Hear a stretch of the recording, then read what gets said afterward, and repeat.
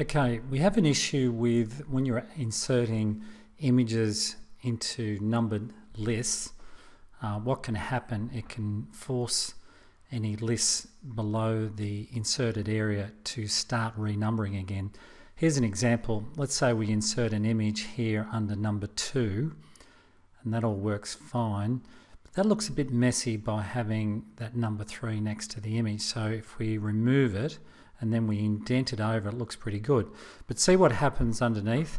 That's restarted the list again. So what you do, you highlight that bit of text, then go into the text tab and then look for that item, and then just above it in the OL tag, insert start equals number 3 or whichever number that you want.